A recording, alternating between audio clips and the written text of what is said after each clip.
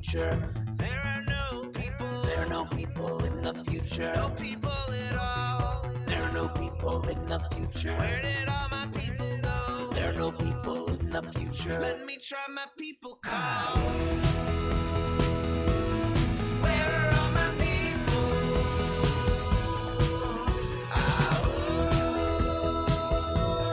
Where are all my people? I guess I'll fly away. Hey, everybody, welcome. Yes, indeed, it is Friday, September 3rd, 2021. Welcome to Raging Chicken's Out to Coop podcast. This is Kevin Mahoney, editor and founder of Raging Chicken, and each week I talk to that motherlode of middle-aged millennial angst, Sean Kitchen, about the good, the bad, and the ugly in state and national politics.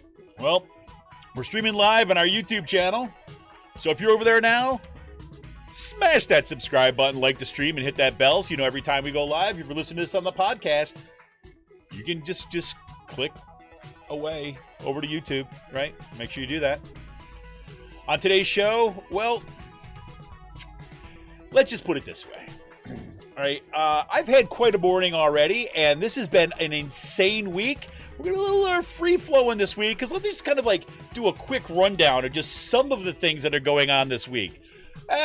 The Supreme Court basically goes ahead and justifies kind of like abortion bounty hunters and vigilantes in Texas, putting entire Roe v. Wade at stake, right?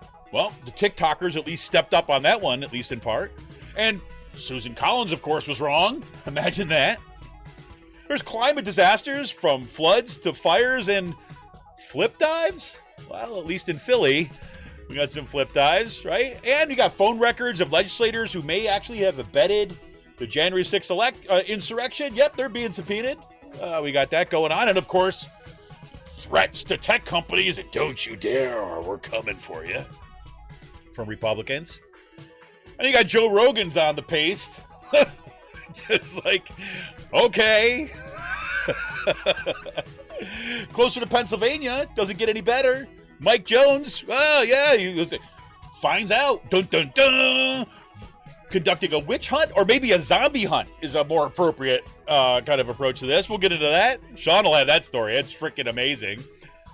And you got Stephen Lynch and his 20 strong men heading out to school board near you, right? Running for Senate, right, Sean? Senate he's running for. Nothing like freaking... Governor or governor? County Senate? executive? County executive? Lynch mob leader. Jesus. And you got Russ Diamond. You know, you always count on Russ Diamond to make rape jokes. Yep, not lying. You got the Governor Wolf finally put in a mask mandate a week too late, but hey, we'll take it. All right, and then we'll also have the Penridge School District, my school districts. They're kind of like off the hook response to Tom Wolf and the mandate. Basically, giving instructions to parents about how to kind of subvert it and go around it. Next week, Cyril's coming back for Out the Coop. For the Wednesday show with Cyril Michaleko. You know, Cyril's been kind of really busy at work. We had kind of a hectic couple weeks, but he'll be back. His latest column is phenomenal. Talk about that. And college and universities pursue magical thinking as a solution to the pandemic. It's a good thing because magical thinking works really well with public relations, just so you know.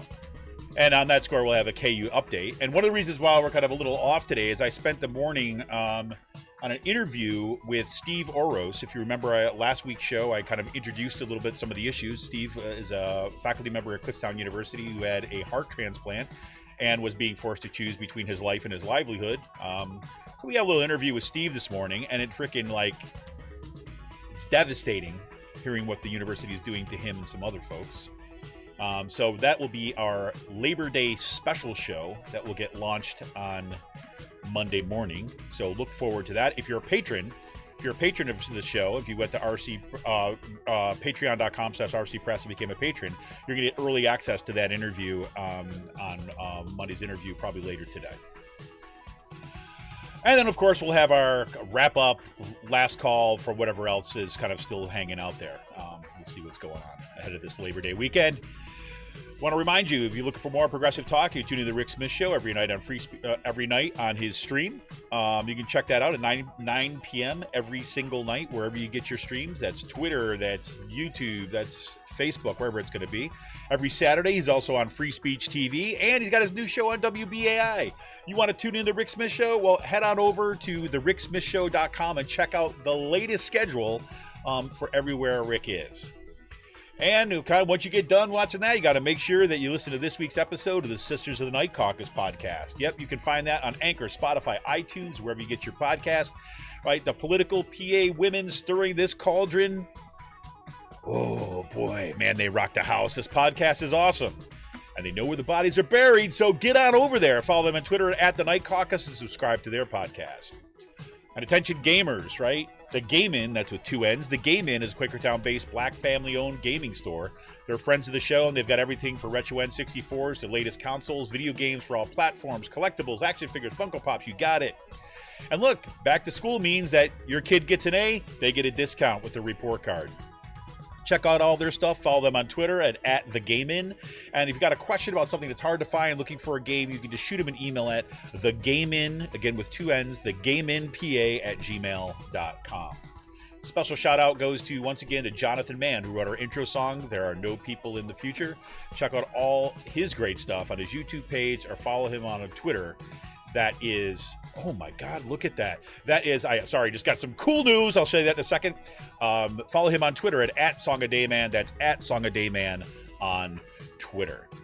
I want to remind you, look, I want to give a big shout out to our members. And I'm saying, oh my God, because I was just checking it out and we got a brand new member, right? A brand new member is Linda. Thank you to Linda. For jumping in at the $15 a month level. Thank you, Linda. Thank you to Steve, who also jumped in at a $26 a month level. And thank you to Dan, who jumped in the $5 a month level. You guys, you all, men, women, you make all this possible. I just can't, the love is just like crazy. And I want to thank you so much. You are what makes this all possible. So thank you for stepping up and become a patron of Raging Chicken. For as little as $5 a month. Yes, because look, if we want a progressive future, we need progressive media, right? We're doing our part here. Support Pull No Punches homegrown progressive media today by becoming a patron, just like Linda, like Steve. Man, it's crazy. Like Linda, like Steve, like Dan. Right, become a patron by going to patreon.com/rcpress. Right, look, we're in for the fight, but we need you, right? Become a patron for the price of a good beer once a month. Help keep the media in the movement in the media. Head on over to patreon.com/rcpress and become a member, become a patron for as little as $5 a month. Sean, welcome, man. It is so freaking good to see you, man. How you doing? I'm doing pretty good. How are you? You know, I don't know, to be honest with you. I don't know. I don't know how to answer that question honestly. Right? So I'm just going to give you yeah, I'm great. Yeah, I'm fine, Sean. I'm fine. It's like the dog meme. This is fine. Everything is okay. Exactly. Yeah, this is just like. I mean, the weather's nice right now, at least out here in Central PA. I don't know about you, but well, you know, it's like, it's holy good. Shit, that fucking storm that we had.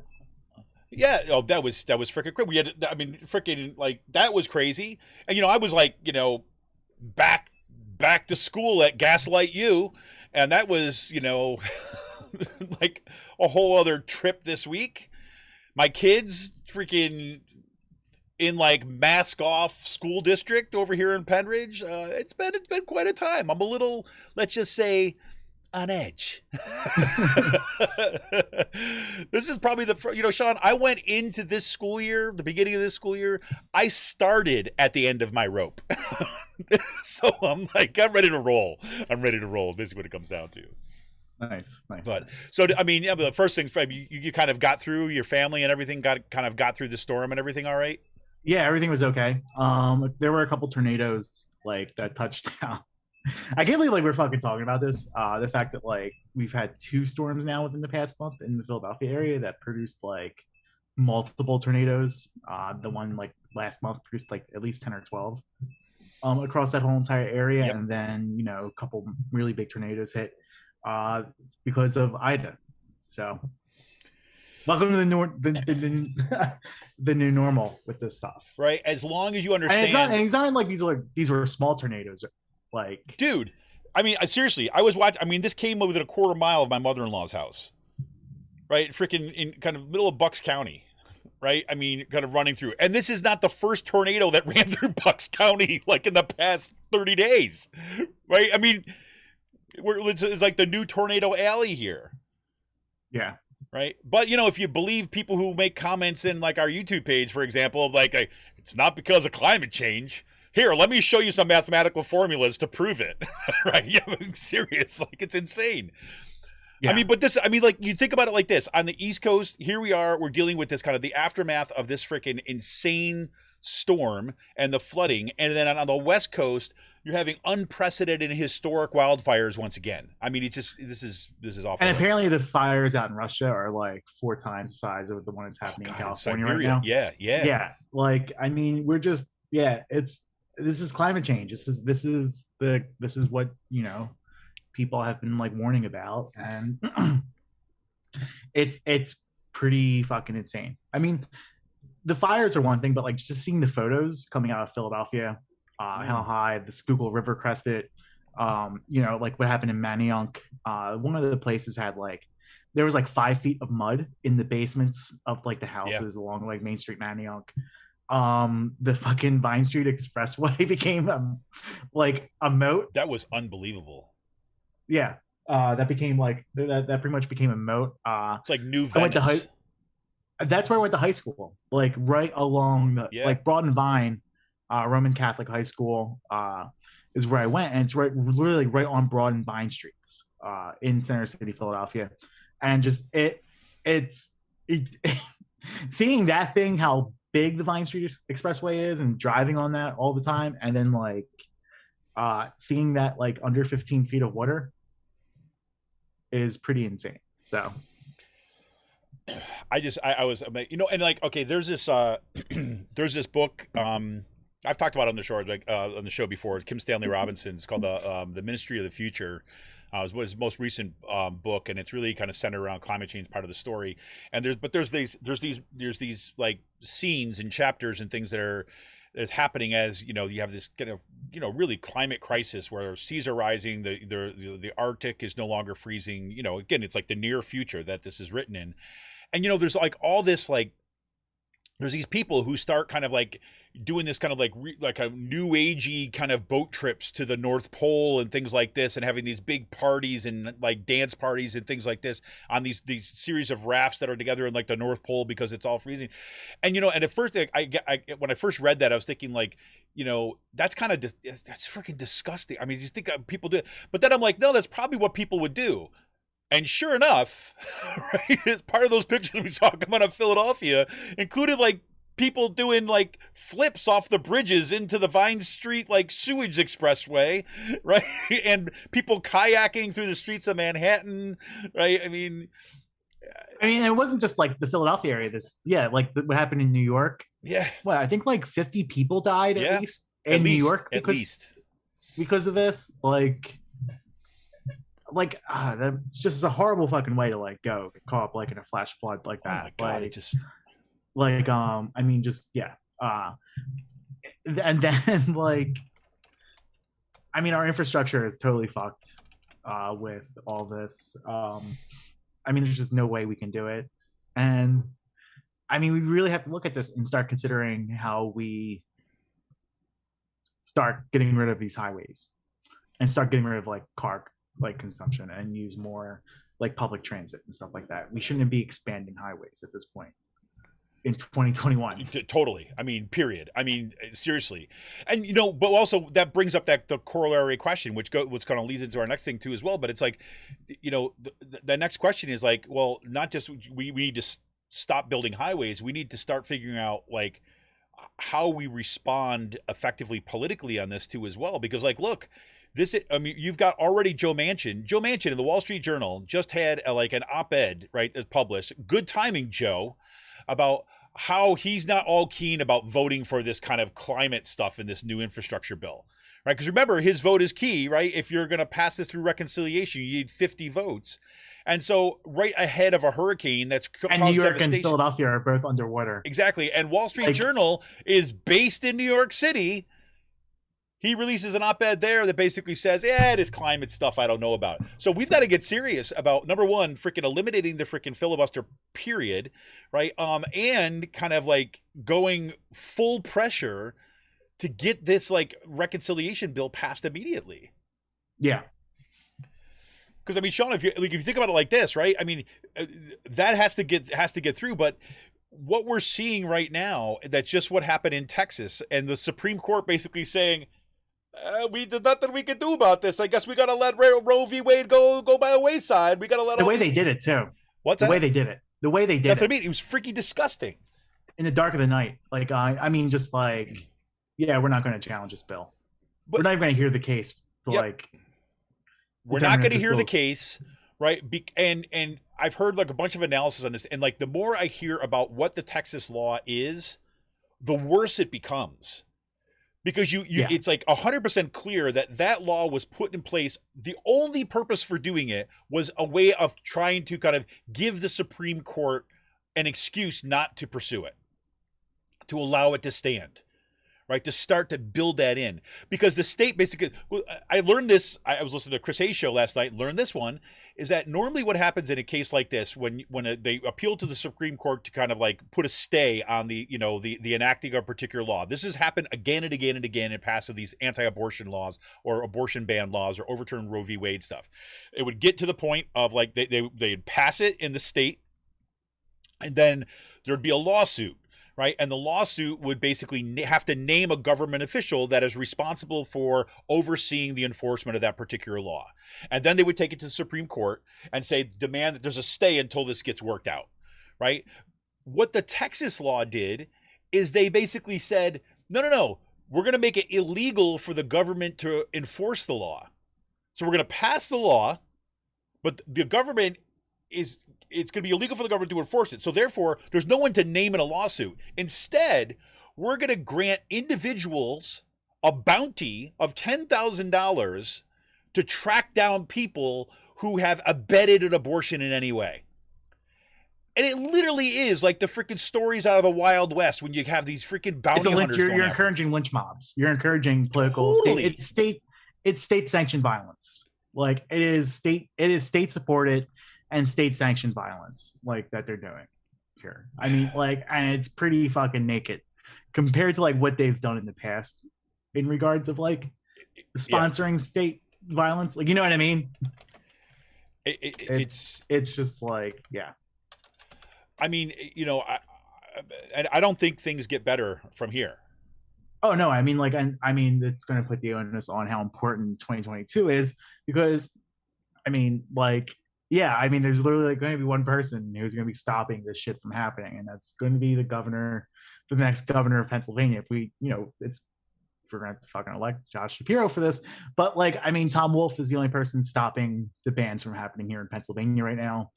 I mean, if the good evening from New York Republicans, like, yeah, so I mean, like, like if Mastriano or Lou Barletta or someone like that becomes governor, I mean, it's effectively illegal in Pennsylvania. Well, absolutely, 100%. Right? I mean, you think, and that's a week one agenda item that'll be exactly. Like day one. Exactly.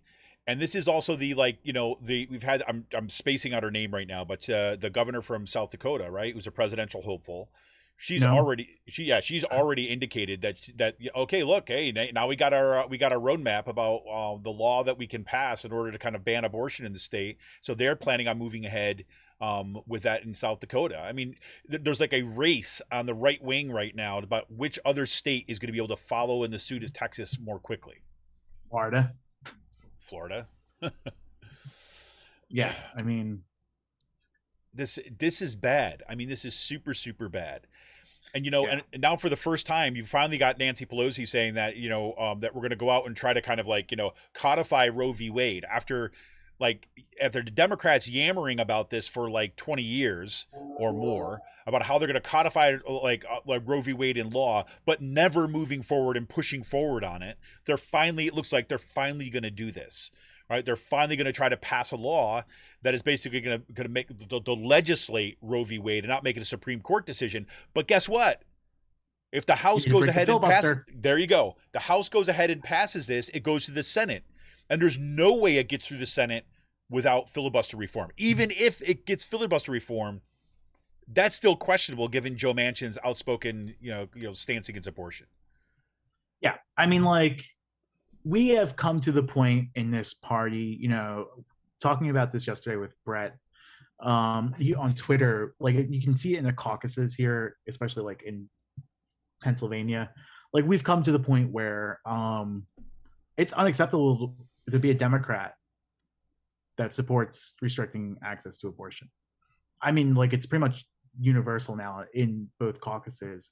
You might have like a few conservative Democrats who still vote for the abortion stuff, but I mean the numbers aren't there as they were like 10 years ago, when you would have 150 people in the House voting for like restricting abortion access. Like those Democrats are gone. Yeah. Like, Well, let me ask you this, just so we have this out there on the record. I'm just curious your angle on this too as well. Now, I've heard there's two different news shows that I've been listening to, or one a podcast, one a news show, where you got Bob Casey being brought up twice as one of the kind of like say pro-life Democrats that they're worried about kind of getting to be able to sign on to that legislation. Do you think Casey continues on his kind of like progressive trajectory and basically? I think lately the stuff with Casey, I haven't heard who said this, but I mean, saw Rachel Maddow show last night. It was on I want to say Emma Vigeland from the Majority Report. May have mentioned I might have that. Like I think people who are talking about Casey now with the abortion stuff really, I guess, aren't paying attention to where he's been over the past so many years. Like, I feel like Casey is someone who has shifted with the political winds of the party, especially on this issue, and has become more reliable over the years on this. Like he wasn't like, like he's been, it's been working to get him on this, but I could see him signing on to this just because of like, this is where the winds of the Democratic Party is going. I don't see him not supporting it. I hope so. I hope that's true, and that's my inclination too as well. The one thing that has been sticking in my kind of like has been buzzing in my like peripheral vision around this too as well, as though I think he's going to be facing an election, right? I think Bob Casey's not the person to be focusing on, in my opinion. Like, no. I don't believe he's with the focus, but let's might as well I mean, like dot every I. No, he's not. I don't think he's someone to focus on. At this point, abortion access in Pennsylvania polls at like 70%. It's universally accepted in both parties. Like, it would be a politically fatal move for him to like do this now. And I think it would just be politically malpractice. So, I mean, I think people are looking at the wrong person if they're looking at Casey. But, no, I mean, to be clear, let me say that was kind of an offhanded mention of someone who had been in the past. Yeah. Really, the primary focus has been on Manchin. Yeah. Which again is right across the board, right? Which is like what Manchin loves, because he gets that much more attention. But this is like dire situation, and we're talking about serious rolling back of so much. Not to mention the fact that the pandemic is raging on, right, in the midst of all this. So I mean, I think like in big news, the big news of the week is Joe Rogan. Totally, come on, yeah. I mean, it goes in this order. It goes Supreme Court decision. Joe Rogan, right? The flooding of half the planet is. Don't worry about that. Yeah, like, but I mean, like, it's. I think it's hilarious. I think like people. I'm definitely looking forward to like the Twitch streamers and Sam Cedar and like Pac-Man and others just start eating this shit up. No pun intended. Just like. Like no, they just start like because like lefty like YouTube and lefty Twitch streamers are going to like really just like be all over this, and I can't wait to see like their reactions to this. I think it's fucking hilarious. Like I would say I was Rogan curious a couple years ago for like maybe like 5 or 6 months just like listening in to things, and I was like, yeah, this is just stupid at this point. Like, I think he does really good interviews with like people like Tarantino, actors, but then he has like crazy fucking political views that are just like, what the fuck are you doing? Well, like I said, it's like he's like the perfect emblem for that like most popular podcast, because like he's like white guys. He's like, seriously, that who have they don't have, there's no cost for them to be inconsistent in their views. There's no cost to kind of just like say random shit and then be like, oh well, right? I guess I was wrong, right? Like there's no need for any consistency or accountability. I mean, looking from those pictures, maybe he should have taken he should have gotten the vaccine. You think? And not use his fucking podcast, the largest platform, to spread misinformation on that stuff. What's that mean? I mean, that's like criminal. You know what I'm saying? I mean, the guy just sitting there saying nonsense, right? Like just because why? His gut tells him so. I mean, because he doesn't freaking read. You know, it's like he's just on there. She's like on there, like, I don't know. I heard this, and I mean, he admits it. He's like, I don't fucking prepare. That's what I'm saying. He's like, that's what I'm saying. I'm not making a judgment call. I'm using like this is what he says. Like, oh, I just come on, and he's like, you know, he pulls a Larry King and just fucking wings it. Yeah, let's see what's you know. What's on my mind? You know, I was scrolling through something. I said, "Oh, you know, COVID's a lie. Maybe that's true. I don't know." Right? I mean, but we're at the point where like people are taking ivermectin. Like we're fucking talking about this 2 weeks in a row. And then you had like the fucking Jesus people. A couple of like Jesus people got struck down by COVID this week. Like, which is just like, I mean, that conservative talk show host, right? It's like the third one to go down, I think. Yeah, yeah. I mean, but it's just like, I mean, these fucking people are. I mean, just watching the videos of some of the people, like, I should have gotten the vaccine, like, and then they end up dying. Like, I mean, are fucking terrible videos. It's like tragic. gut-wrenching. It's freaking tragic. It's horrible. Like the person is just like, I was like, I mean, the person admitted they were like hesitant, not like denying, but like hesitant on it. But like, yeah, I mean, this shit now is like why I got vaccinated. I mean, you see like 30-year-olds like dropping from this like right now. Just like, I'm not fucking dying from this. Like, you know what I mean? Dude, I've been back to campus 1 week, right, at Kutztown University. And I've already had 3 students tell me they've had COVID and are vaccinated right now.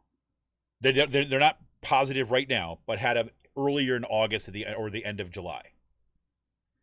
I've already, I mean, and, you know, so, I mean, that's not good, especially as we know the Delta variant, right?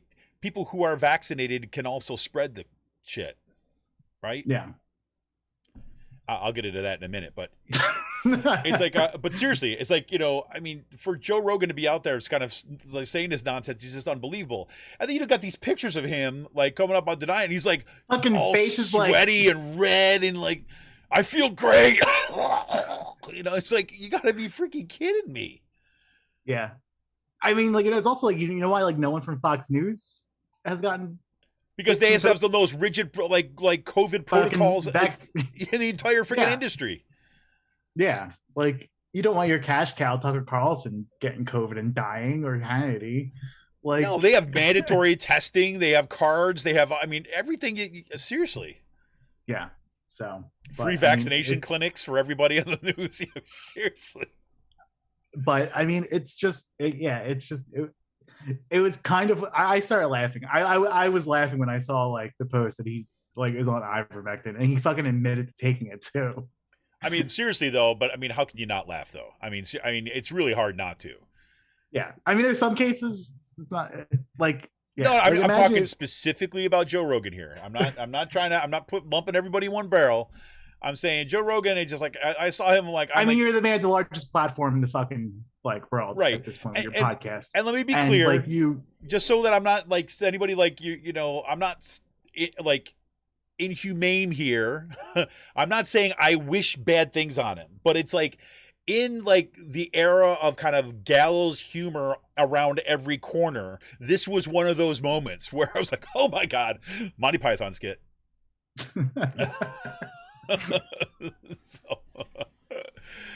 Bring out your dead. Bring out your dead. I mean, seriously. I mean, it's crazy.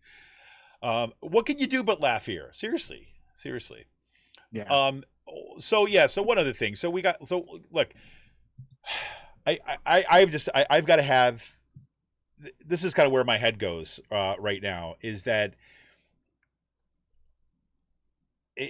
everything that's happened this week, right? I start thinking about this. This is one of the reasons why I wish I could just quit my job and do this one like all the time, because there are so many people that I want to talk to, and bring on the show to kind of talk about some of these issues, because it's so bad.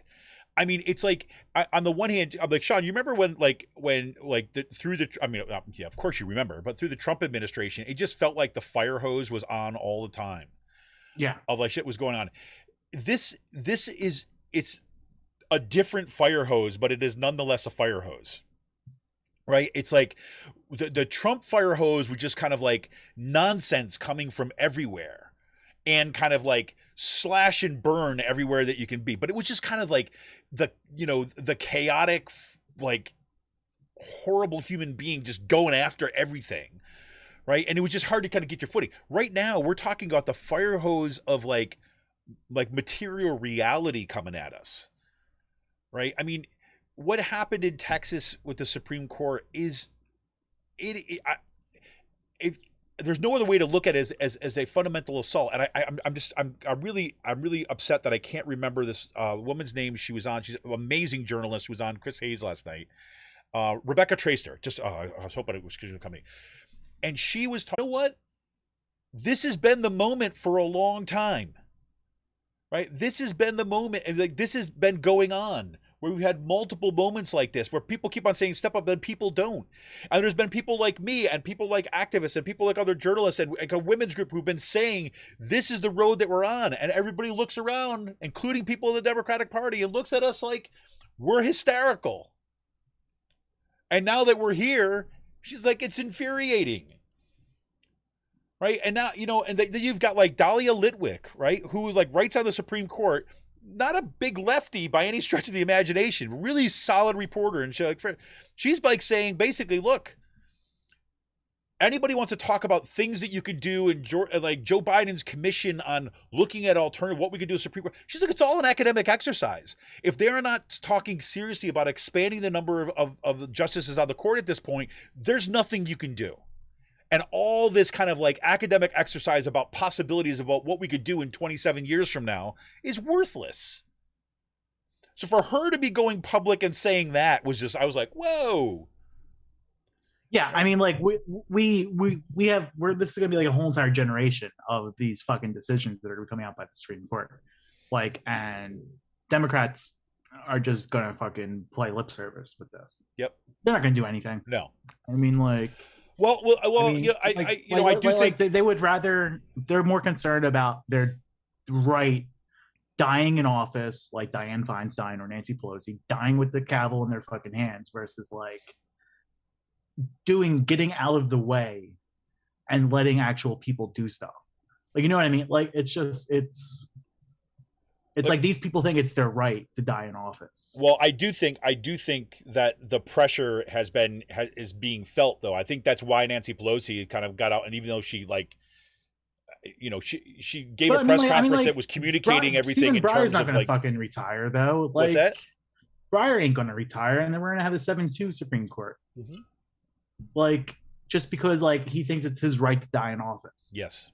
Like, because I mean, like he should retire, and like frankly, like Ruth Bader Ginsburg should have retired 10 years ago when this was going on. Like, yep. But here we are. Right? So exactly. So I mean, I mean, it's really just like it's a rundown of like Chris Hedges's like talks of just failures of liberal democracies and how they've led like Weimar Germany, and how it led to like far right authoritarian governments in Europe and nationalism. So Well, there we have it. Well, at least the one thing we got Happy one. stuff. Yeah, so one positives because like Sean and I like to kind of close out segments with some happy talk. And so the one good thing we got going on is that the phone records of legislators who may have kind of abetted the January 6th insurrection have been subpoenaed or are going to be subpoenaed or something along these lines. So that's at least a step in a positive direction or acknowledgement for that matter. And Scott Perry's one of them. So yep. We got a little comment from Jamie, and I couldn't agree enough or more, Jamie, that the Supreme Court of the United States, or SCOTUS, is why no one should have voted for Jill Stein in 2016.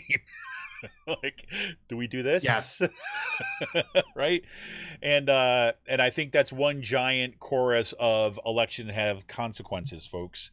But it's Bernie Sanders' fault if you didn't watch the Twitter discourse this week. Yeah, not the fact that Hillary Clinton was an ahistorical, terrible candidate against Trump and just dropped the ball. But well, look, there's a whole lot of people that are looking to keep their jobs right now. I really believe that what we see, a lot of that kind of Twitter nonsense that you saw, some of that originates from these people who recognize that they have been fundamentally wrong and are trying to find a way to stay relevant within political discourse. This is true of the discourse of those people that have been kind of talking about Afghanistan for the past 20 years, right? That's part of why they were giving all these hot takes all over the map that meant absolutely nothing. They're just restating old talking points because they're trying to insert themselves in terms of relevance. It's the same with these kind of hacks that are on Twitter right now, who want to kind of go out and kind of rehash arguments from the past about Bernie Sanders because it doesn't matter and you're no longer relevant. We have to move to a much more aggressive and militant response. That is the only thing that we can do at this point. And by militant, I mean we need to be organizing, mass organizing, and putting pressure upon our politicians and supporting the most progressive politicians we can have, from the school board right up until national office. That's my free political advice for the day. But Sean, so just one quick question on that. So where do you think this goes? Phone records are being subpoenaed. Where do you think, what's going to be the next step in this little kind of saga? I think it shows. I think it'll show out. I think these subpoenas will show communications with Trump officials. I think that they will show communications with people like Scott Pressler and Ali Alexander, who were two of the main proponents in Stop the Steal movement. I wouldn't be surprised if you see stuff. I mean, obviously Mastriano is going to be on there, but look for communications with people like Nick Fuentes or Scott Pressler, Ali Alexander, and people who were really, these right-wing operatives, fascists who were really instrumental in stoking these Stop the Steal things. I mean, there was no fucking accident that Jim Jordan and Scott Perry came to the Capitol on November 3rd, 4th, 5th. I thought it was just their day to go up there. Yeah. It was their turn, wasn't it? Jim Jordan was just taking a tour. Yeah, just taking a tour. Okay, this door's unlocked. This door's unlocked. This door's unlocked. Right? Yeah, so crazy. Well, we shall see. I think that's what we'll see. Yep, we're going to see. That's going to get all nuts and crazy. So here we go. Anyways, this is Kevin Mahoney, editor and founder of Raging Chicken. I want to kind of say once again, huge thanks go to our kind of newest patrons. Thank you, Linda. Thank you, Steve. And thank you, Dan, for becoming a Raging Chicken patron. You too can help support this show and everything that we do here to help keep the media in movement, the movement in the media. Just head on over to patreon.com/rcpress today and you can become a patron for as little as $5 a month.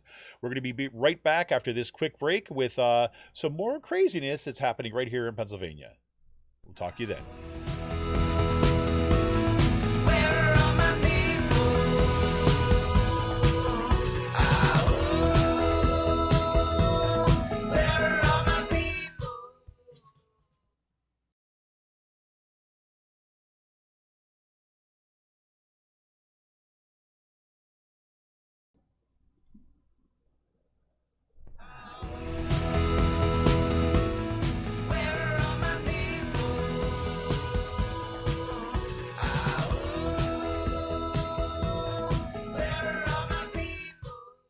Hey, everybody. Sorry about that. I got some weird stuff happening with my headphones here.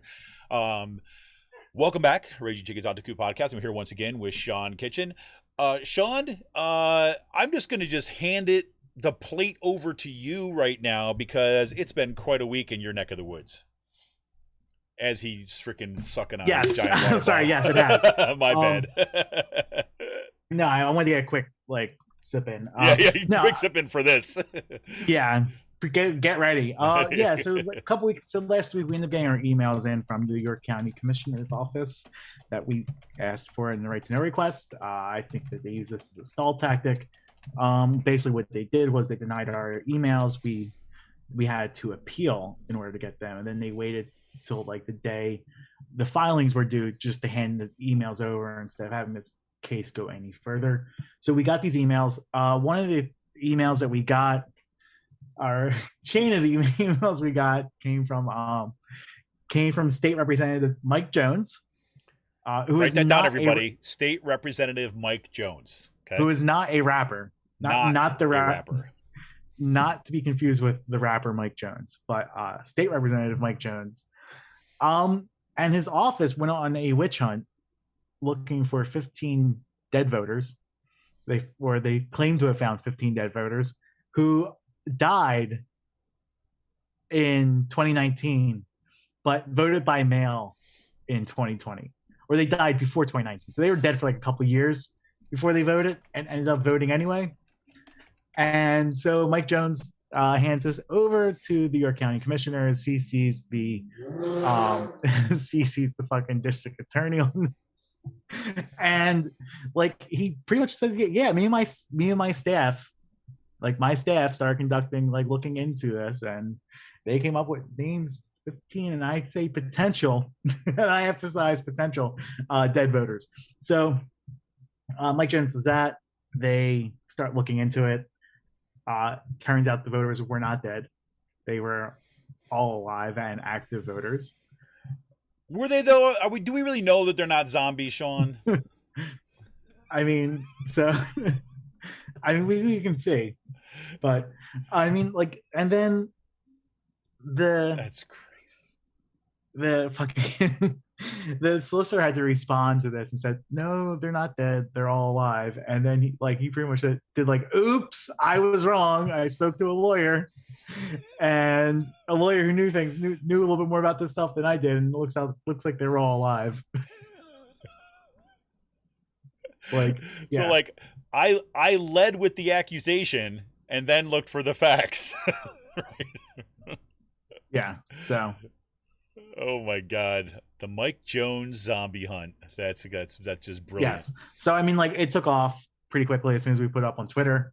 Obviously, it took me like literally half an hour to write these tweets out to make sure like every word was meticulously correct and had a meaning to it, and had to put that snark in there. The problem ? They were all alive and active.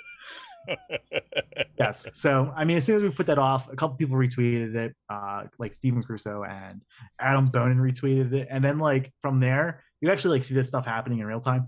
And then like some election professors and journalism professors quote tweeted and retweeted it, like the data professors, and then like these are accounts like professors with like 20,000 people. Yep. And then like Sam Stein retweeted it. Dave Weigel, Chris Hayes, like, and then it just took off from there. So there you go. Welcome to the spotlight, Mike Jones. Yeah. No, I mean, like, it's fun. I mean, I love setting off, like, it is fun, like, tossing these grenades out there in public. Like, well, and it just, I mean, look. And it also shows, like, I mean, yeah, it's funny, but it shows you the depth these people were going. Like, to fucking 15 dead people voting. Like, this is what you're doing after the election, in the days following the election. Like, this stuff happened, like, in November of 2020. So, like, they were doing this as, like, they were, like, just pushing forward all these fucking conspiracy theories around the Stop the Steal movement and, like, dead people voting. Basically, like, there were 200,000 more people voting in Pennsylvania than actual voters on record. Like, stuff like this. And, this is how we almost had an election get overthrown by Trump because of this nonsense. Right.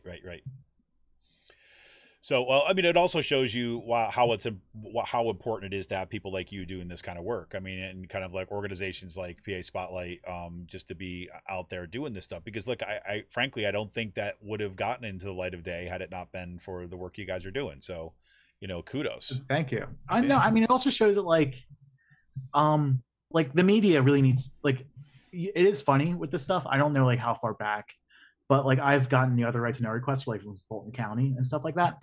Like when we followed these requests, I wanted to go from like the election day, like boom, and what we've been doing with this project is gathering like source material from like the days, weeks, and maybe like month pre-January 6th, like with this stuff and like get what's going on. So I think there's an opportunity here. We don't have like a lot.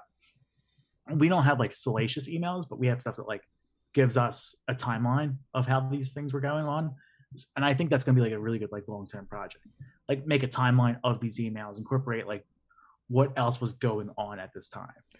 Yeah, I think for what it's worth is, I think that why this work is that kind of work is so important is because I think that for a lot of folks who are not in the weeds on a lot of this, it seems like there's like political tendencies that just happen.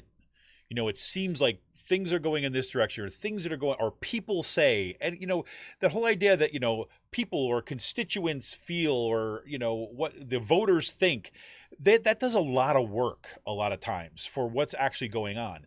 And to put actually like names to the actions that are moving things in one direction, it shows you that basically this is like there's actors in the world, real people who are doing this stuff, right? And so, yes, it's not, like you said, salacious, but it's a timeline. It's a paper trail. It shows you who is actually making these choices or trying to push things in different kinds of directions, which is essential. Because then once we realize that it's actually just people doing it in this way, then we know that people can change it, right? It's not a force of nature, right? It's a force of freaking ideologues is what it is. Yeah. Speaking of ideologues, right? Let's talk about those 20 strong men, man.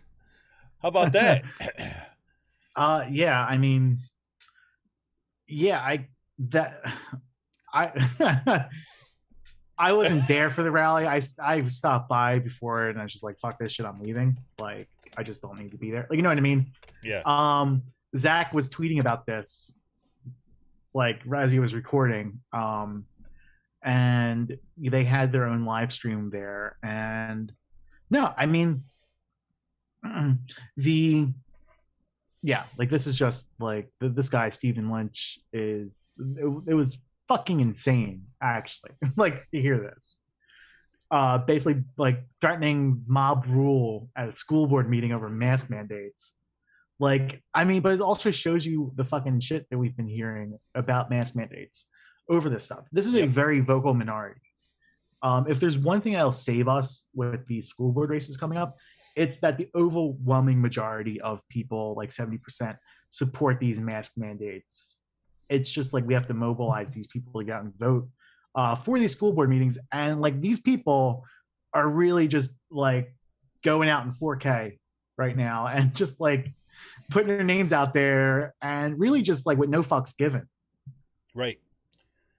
I mean, like I was listening to Rick Smith, his intro about this the other day. Like here you have this guy who is just your normal fucking working class neighbor, like saying this shit. Yep. Like, I know. I mean, it's all like all this stuff is being promoted and pushed by the usual players, FreedomWorks, other right-wing billionaire groups, to have, you know, as Rick said, like the poors fighting amongst themselves. That's exactly. You just throw the meat out there and watch them scrap. That's exactly. So this guy, I mean, like, so this is exactly what he said. I mean, go ahead. This was a straight up like Nazi speech. Yeah. So he says, so here's part of what he said here, right? He says, you know, so after opening with, I'm reading because some sections from Crooks and Liars, they got a great piece on this to contextualize it. It says, quote, you know, he starts off by saying, make men great again, make men again, right? So there you go. You're already in the kind of like misogynistic kind of white supremacist playbook right there, right? And he basically said that, you know, he's like, looked at the mask mandate, right, or looking at masking children as kind of like cause to basically a call for arms. And he said, quote, when we walk into those school boards, we're going to have everything we need to go down there with those 9-0 school boards that voted to put these masks back on children with no scientific, it's done.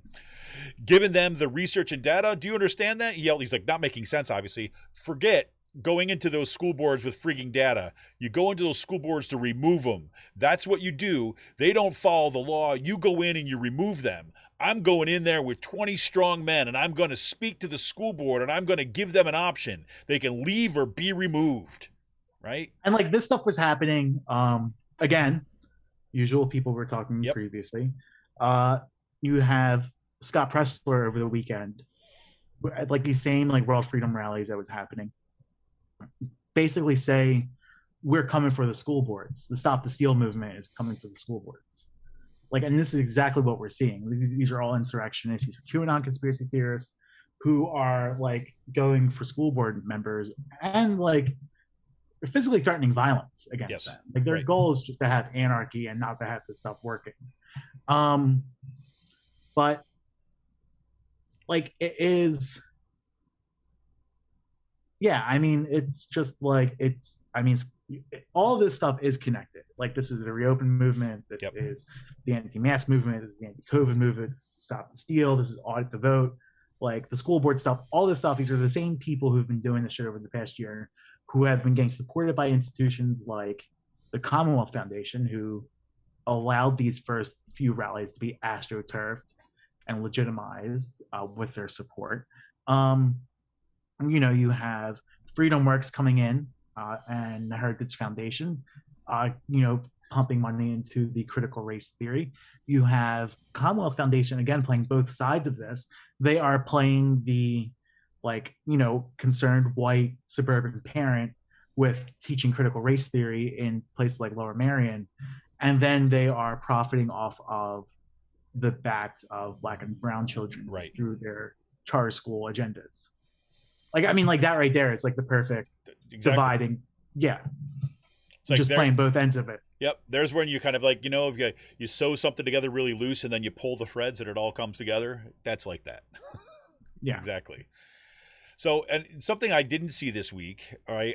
So, speaking of other kind of like in the nut job corner of our coverage here, Russ Diamond actually was kind of active on Twitter with his latest comedy routine, you know, from what I understand. Yeah, this was on Facebook, and he made a very crude rape joke comparing forced vaccinations to rape, or vaccine mandates to rape, and using like the "my body, my choice" rhetoric and stuff like that. And he got called out for it promptly, like, and it's just been bouncing around to TikTok. A couple people made TikTok videos on it that went pretty viral and really got like tens of thousands, hundreds of thousands of views to that post.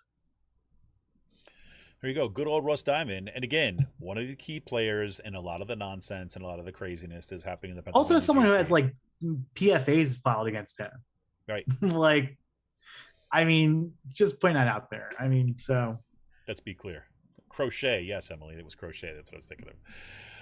Good. So let's talk about the other big news in this week is that governor, you know, I don't know, the alarm clock or something went off at the governor's mansion. $8 short. And realized like, oh wait, school started already? And so I decided that like, holy crap, what do you mean? You mean school boards are not requiring masks? Wait a minute, I thought everybody was going to do the right thing here. Right? I would have preferred if everybody just did the right thing. Right? And the insane thing about this was, like, you have healthcare lobbyists out there saying that Allison Beam, the acting secretary, has had the power to do this all along. But like, there were Senate Education hearing committees where like the administration, Allison Beam, and others were citing the Constitution that was passed, the amendments that they can't do this. When like you have like conservative, moderate-leaning Republican healthcare lobbyists who represent pharma saying, no, you have the power to do this.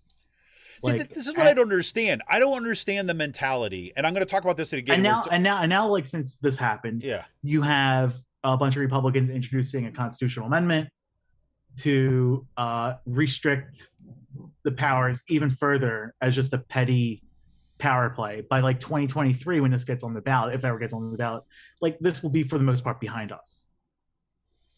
Maybe. Maybe. I mean, this is gonna be like a flu shot, in my opinion. But this is the thing that I don't understand this mentality, and it seems to be like an affliction that affects specific, like Democrats specifically, right? Is that this idea that if you have a lawyer, right, who comes to you and says like, yeah, I'm not sure if you have the legal authority to do this, right? Would think, why wouldn't you just do it anyways and let it play out in the courts, right? I mean, at the very least, like, look, it's I like, mean, you're seeing this happen in Florida right now with school boards saying that's what fuck I'm you to the saying. I state. mean, like and like counties saying fuck you to the state and doing it. but why does Like, it only happen when it's like you have to have people actually dying in the streets and like dire situations before they act? When you can see it coming. I mean, I don't know. I just don't understand that kind of hesitancy. And then, like, you know, Emma Vigeland talks about this all the time, about hiding behind procedure, right? Or hiding behind, say, well, lawyers don't seem to think like, well, don't seem to think. That means all that says to me is that you are not willing to fight for this. Right? I mean, that's a fundamentally misunderstanding of politics and how politics works. Right? Is that you fight, and sometimes you lose the fight, the specific fight, but it's worth it in the long run because it builds context But you know moving what? forward. Wolf lost that will to fight after the first budget. Well, let's be clear though. Why did he do that? Because he thought he could do it all on his own. Yeah. Like, he went out there, he gave one of the best freaking budget speeches that I saw. But that was the second. That was the second. Oh, that was the second one. one. No, like after that Oh, first okay, I see long what you're saying. budget Okay, fight, okay. like. But no, I mean, like, and for that, like, he didn't even rally anyone together before he gave that speech.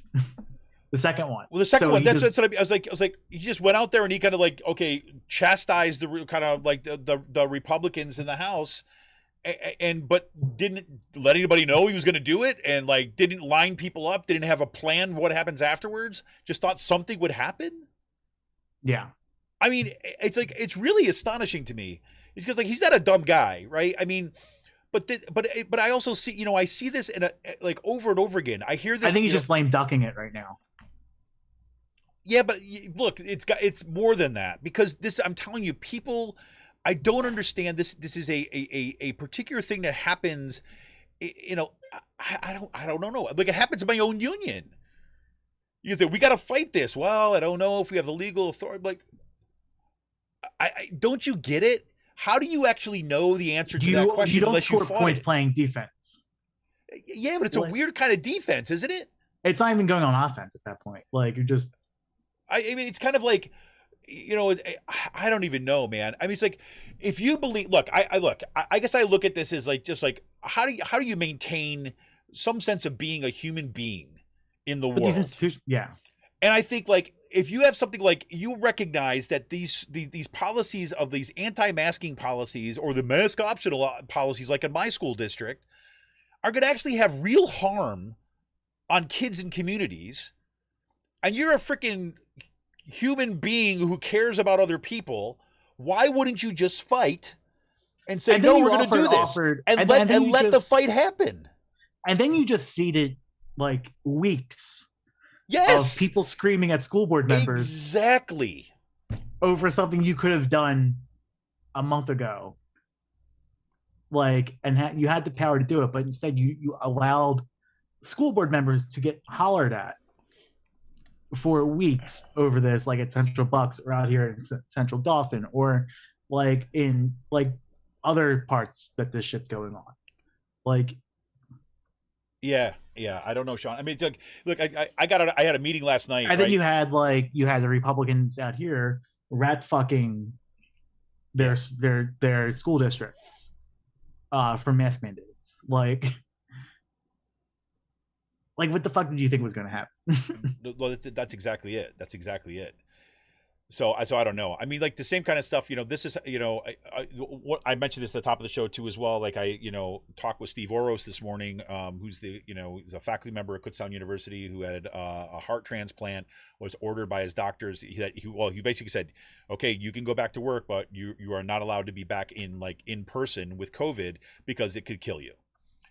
And so he looked for an appropriate accommodation and he was denied. He was denied an 88 accommodation, and you're going to listen to the show on Monday and you're going to hear all the details of it. But there's a couple layers there, right? There's the outrage that happens when we see like the kind of malfeasance and cruelty with a smiley face that the like in this case Kutztown University administration or these kind of anti-maskers, whatever it might be, or say, well, oh, there's there's good stuff we can do. We're going to try to do this. So there's one thing, we have the outrage, but the second thing is like, well, people need to kind of also then step up and act on it, right? And it seems to me like, look, the only party in terms of politics, the only party that's going to do that is the Democratic Party, right now. Right. Yes, there's great activist groups. There's great organizing groups. There's great kind of like all set that are making this claim. Yeah, but right now in terms of that party, but they have this kind of resistance, and it's a particular. I'm coming to think that it has to do with a particular kind of elitist mentality about keeping things comfortable, like just personally comfortable. And I read. I don't want to miss brunch on Sundays, man. Well, that's just it. I read this, I read like, what was her name? I don't want to say Rebecca. I want to say D'Angelo's book, kind of White Fragility. Right, because you have these people screaming about it in local school boards, right? And it's like, it was really interesting, right? Really fascinating reading things like this. But the more this all goes on, the more she's 100% right. It's the whole idea is like you have people who their risk, or right, they're facing real consequences like death, right? Like lack of medical care, like prolonged sickness. Right. And they're saying, we need this, we should do this. And then you have these kind of white or privileged folks who are saying the things donor like, class who are from Bryn Mawr, the main line. Yeah. And they're saying like, all these fundraisers in their mansions and stuff like that. Yeah. And then if they're made to feel uncomfortable, that means just like if they have feelings in their chest that makes them feel uncomfortable, then they claim that they're the victim, or they say, well, they anticipated feeling that discomfort. So they say, oh, there's nothing we could do, because we had a lawyer say that we might not win the case. So therefore we can't rock the boat. Yeah. So I don't know, man. I just like, I see that, and look, and yes, it's personal for me because the delay in Governor Wolf's delay, right, meant that my kids were in a freaking mask optional school for a week. That's what that meant. And what impact is that going to have, not just with my kids, but all these, my kids, for the most part, wear their masks, but I can't even count on that. And then Penridge School District released a freaking picture of like second day at school in 4th grade. Yay. A picture of 4th grade kids in a classroom, right? It's a public on their Facebook, right? They're all these kids going, yay, back to school. And maybe 25% of those kids had a mask on. And my view is they put that out as a giant FU. And then what comes down, they release, and I'm not going to talk about this. I'm not going to go into this like completely right now because I will end up going on a long rant that nobody really wants to hear at this point. Right. So I'll keep that for a second show. But I will say this, right? They released let me just do one quick thing here. They released a just really amazing. They released a letter, the school board did, right? The superintendent, right, and the school district sent out an email to parents, right, that basically said, okay, look, this mandate comes on beginning September 7th, all kids have to wear masks in school, right? So shortly following upon that, the school board has to, of course, release its own letter to parents. Right. And I want to just hear the first opening paragraphs for this. Right. And I'm not, like I said, I won't do the whole of it. But this is what they said. Dear members of the Penridge community, with no advance notice, the governor and the Department of Health unilaterally issued a new masking order. The order. The governor's order issued after the school year started has been disruptive to families and to school district administrators who should be more properly focused on getting school operations running smoothly. For those who have not read the governor's order, here it is. The governor's order mandates that all school districts enforce the requirement that all teachers, children, students, staff, and visitors, goes on. While the governor's order requires masking on buses and inside school buildings, it does not apply to outside settings, athletic practice, and competitions. Teachers will continue to look for things outside. The governor's order strips local school boards of any latitude to consider amendments to health and safety. It goes on. And then the last part of this letter, what they do is say, look, there's a loophole in what the governor said, right? You can actually say that you have a medical condition or that you have a doctor, but you don't have to show any proof of it. So it instructs them to the form to fill out to how to subvert the masking order. And because you don't require any proof that what you're saying is legitimate, there's going to be a whole lot of people that are going to do it.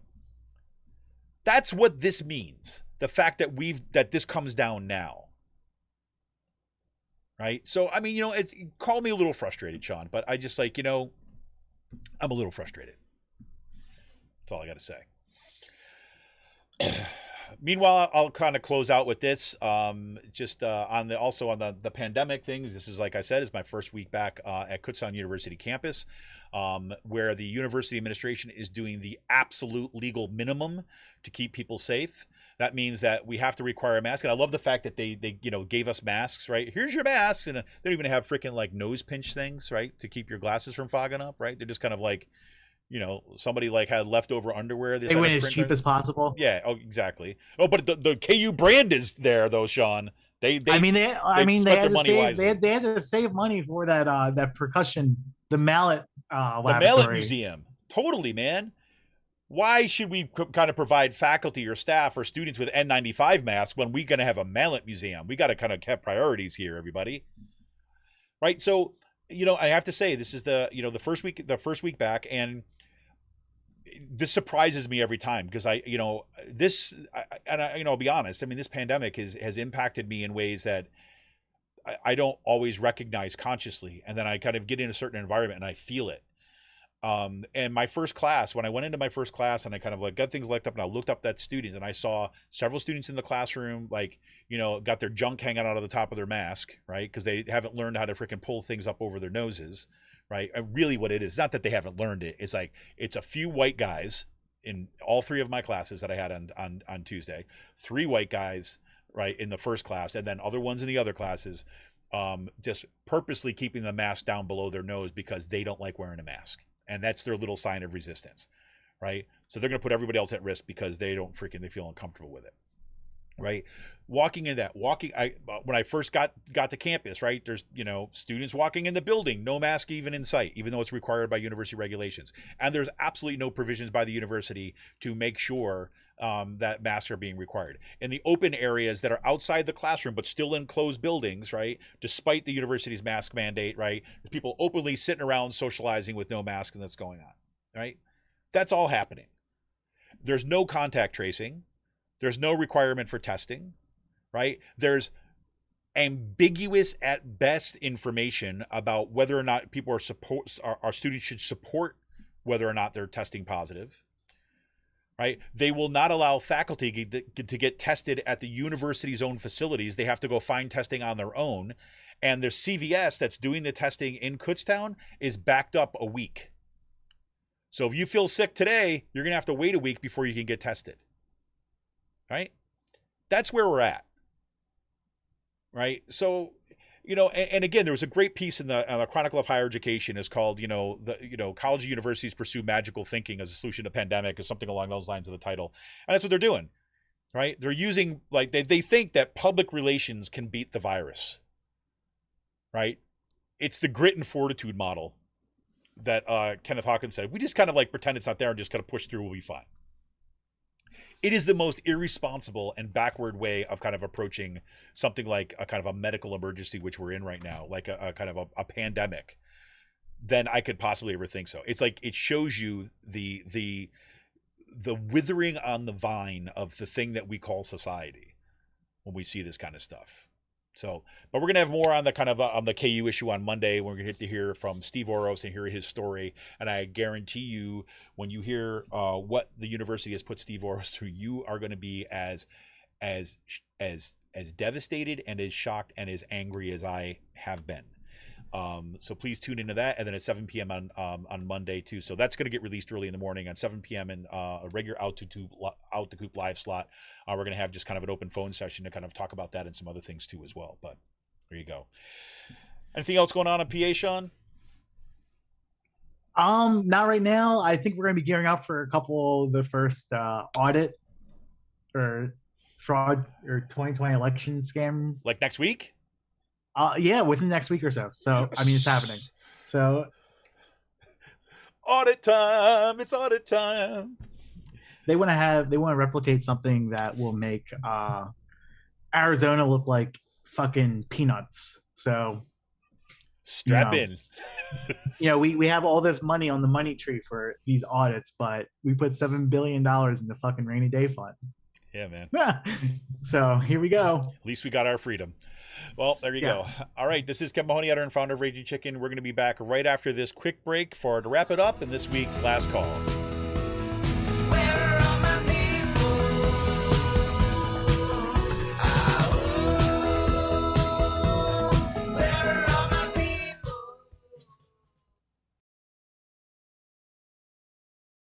Here we go.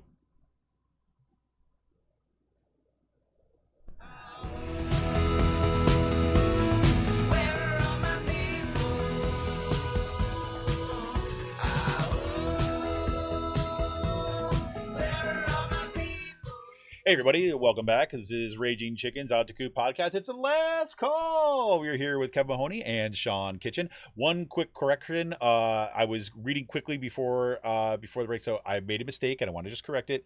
My mistake was I mentioned Linda had become a new patron, and Linda had not become a new patron. So that's my bad. It was coming up. I got another notification.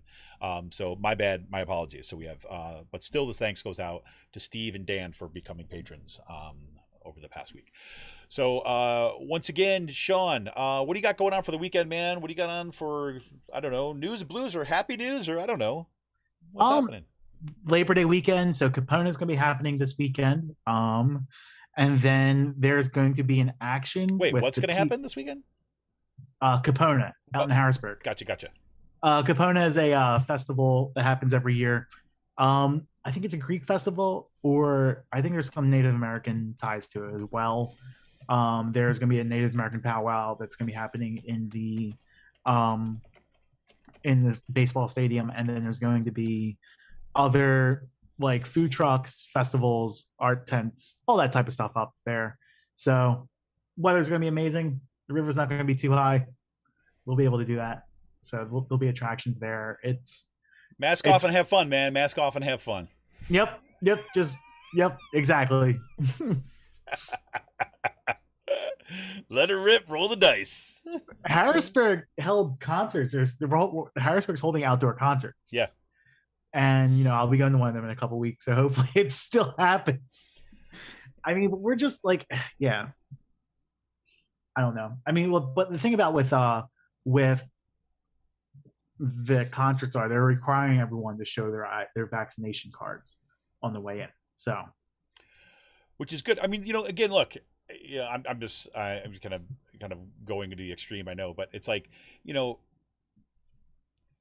the best that we can do right now is to do the best that we can, right? I mean, and that means making sure that we get vaccinated, making sure that we're kind of like following the regulations and all this other kinds of stuff. And, and again, like you said, like outdoor concerts where people have proof of vaccination and things like this is your kind of best case scenario. Is it 100% safe? No, it's not. Right. However, right, nothing is 100% safe. Right. So what you do is you do the best. Thank you, Joe Rogan. No. But it's true.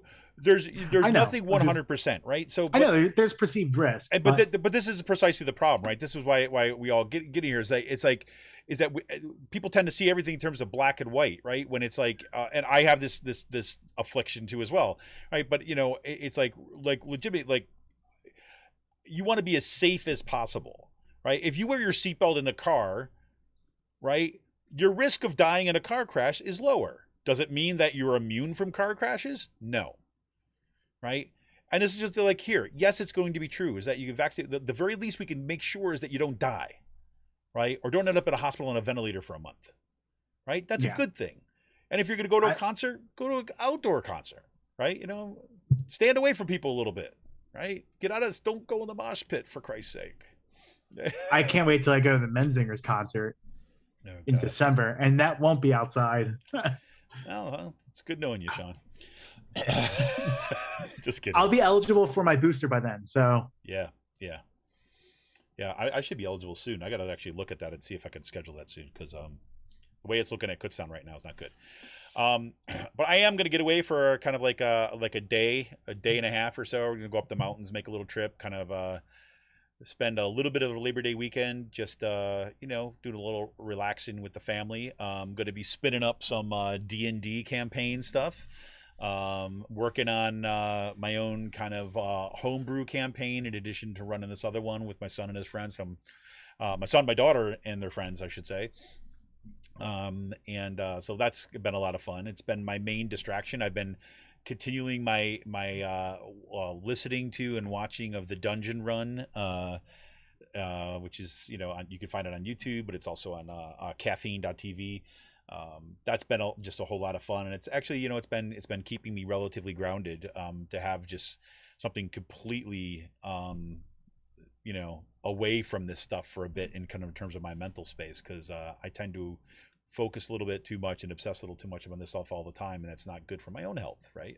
And everybody who's around me. So it's cool. Be rolling D20s, man. That's what I'm looking forward to. I'm working on a new character right now. I got some great backstory stuff going on. It's great. Nice. Yeah, I think when I get that going, I'm gonna have to share bits and pieces of it in last calls for each week. So just good. So cool. You got anything else kind of cool going on for the weekend? No, nothing really too much. Just enjoying the weekend. Enjoying the time off, enjoying the nice weather. Might get outside, walk around, try to work on that tan a bit. There you go. End of the fall. Get your fall tan going. Yeah, but I mean that's about it. There you go. It's just the weather's really nice right now, so it's just getting out and enjoying it. Yeah, it's beautiful. It feels a little bit weird, like after that kind of crazy storm, but the weather is, it feels like it just took all the fucking moisture away. Yeah, like yesterday I walked outside, I was like, oh my God, like I felt almost guilty feeling so good about being outside because it was, especially because, literally down my street, the road is ripped up, the bridges are turned out, right?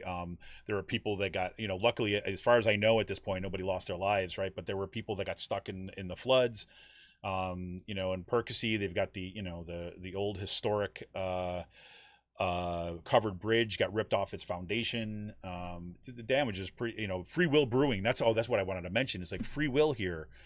Oh my God, they got wrecked. I couldn't believe that when I saw the photos. Oh my God, their sour cellar, right? They literally had a picture of it, and like there's a stairway that goes down, right? And I've been down there, and literally you look at the stairway, there's one step down, and then it's water.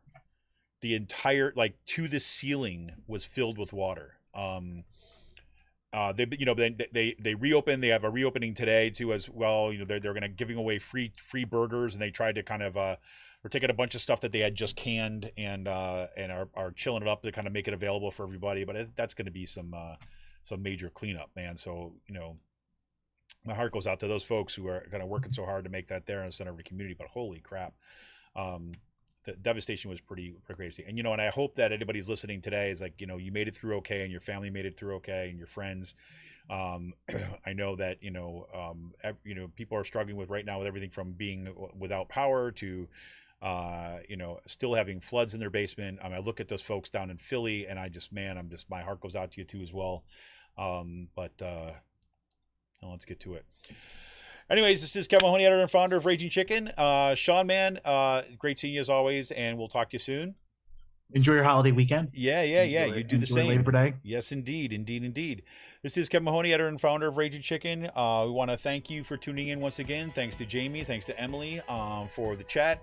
And we'll be back next week. Remember, on Monday, you're going to get the Steve Oros interview, and you're going to Out to Coop Live. Next Wednesday, Cyril is back for the Wednesday show, and we'll be back right in this seat next Friday. See ya!